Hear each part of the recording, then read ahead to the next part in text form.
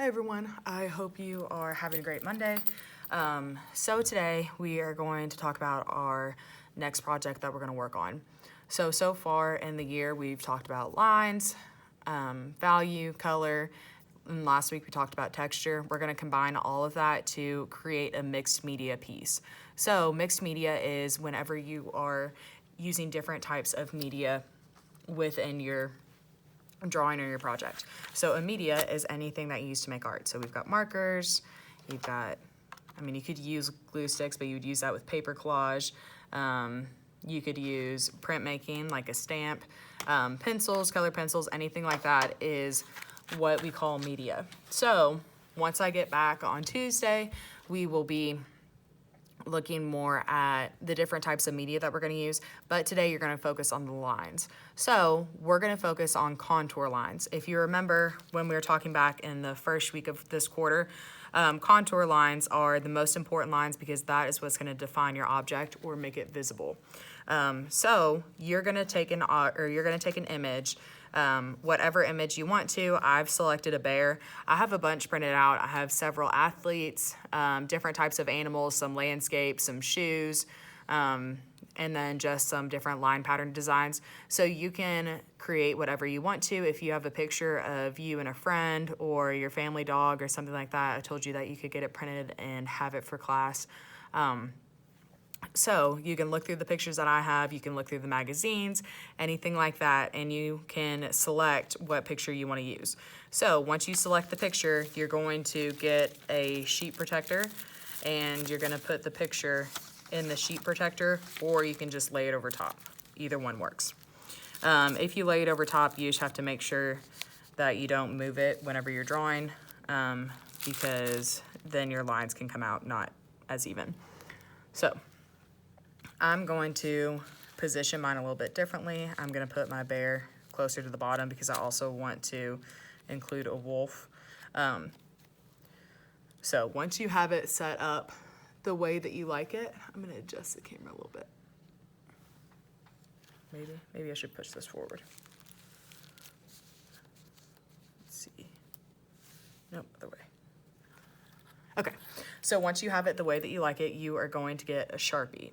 And I made the mistake and I stacked a little tower so that way I could record this, and my Sharpies are at the bottom of the stack, so I'm gonna have to adjust the camera real quick.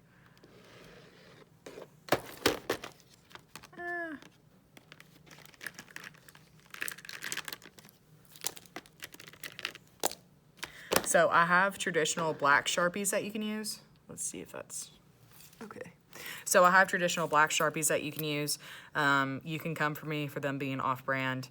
That's all that the dollar store had. I have a few on-brand Sharpies. So you can select whatever color you want to use. Like I said, I'm going to be doing two different animals, but I want the bear to be the main focus, so I'm going to do that one the darker color. So I think I'm going to use this like royal blue for it. So you're going to look at the contour lines. A contour line, like we said, is anything that is creating a significant impact on your piece. So this is going to essentially be the makeup of your work. Now, you want to use your Sharpie or your marker that you're using at kind of an angle, because that is going to help it glide over the protector sheet a little bit more. If you use the pointed side down just like this, it's going to rip your sheet. You can add in some fur texture or some different line patterns that might give it the illusion of having texture. So if you remember, we talked about this being implied texture. This will help your drawing look more realistic in the end, but however you want to do it is up to you. It's just important that you're getting down all of those distinct line patterns.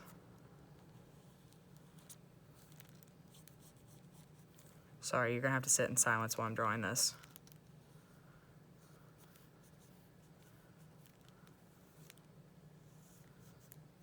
I should have played some music while I'm drawing. I'll do it whenever I'm drawing the wolf. And then my picture kind of cuts off, so I'm just making up the corner of the face.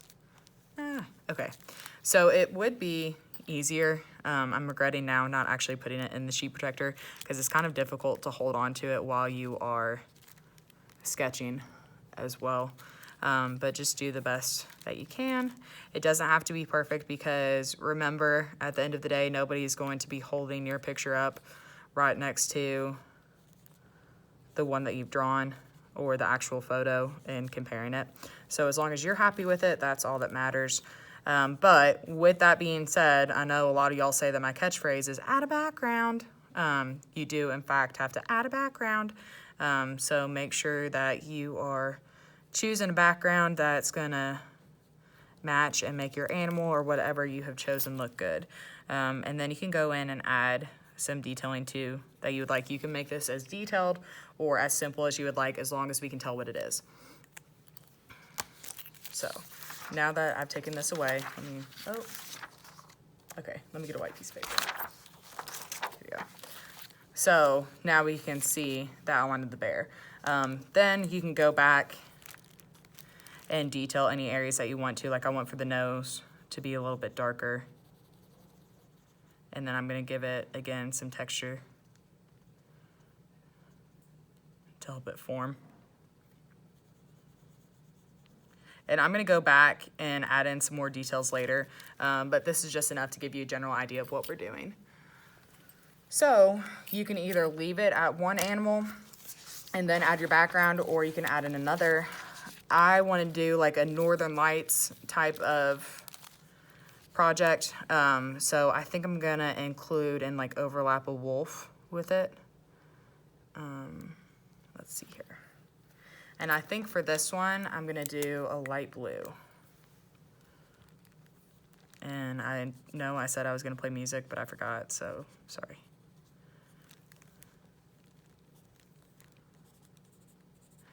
Make sure that you also don't run your hand back over the Sharpie, because even though it is Sharpie, it does take it a minute to dry. So you want to make sure that your piece is completely dry before you start touching it.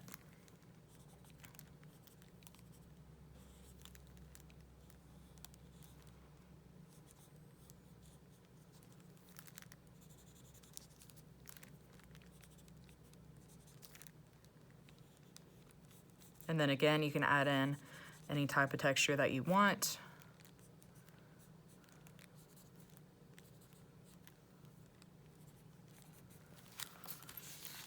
And make sure you remove your piece and see if you like it. And you can go back and add any detailing in where you want. I personally am not necessarily liking the way this is turning out right now. I'll probably go back and edit it some more next week whenever we start working on it a little bit. But just get it a general idea, and then you can make changes as you go. I hope y'all are seeing all of this as I'm recording it. That would be unfortunate if you're not. Now, I've got two things. I kind of want to add a third one. I don't know that the third one should be an animal, though. I think maybe I'll do like a moon type thing. And yeah, I think I'm gonna do like a moon. So I've got this drawing already of a wolf with a moon. So I'm just going to put it here so that we can get a general idea of the circle. And then I'm just not gonna draw that wolf. Maybe I'll do the moon in purple.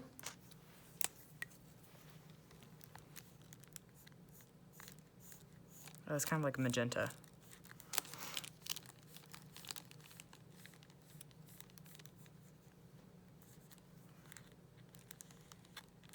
And then I want the moon to kind of have like a little crater texture, but I'm also not gonna be super detailed about it, because whenever I go back and add in the background and the other things that I want, I can give it that texture with paint or something like that.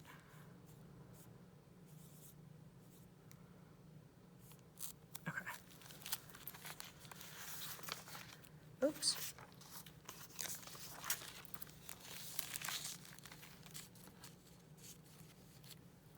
Okay. I feel like it's still not quite done yet. I think I'm gonna add a bird or something here.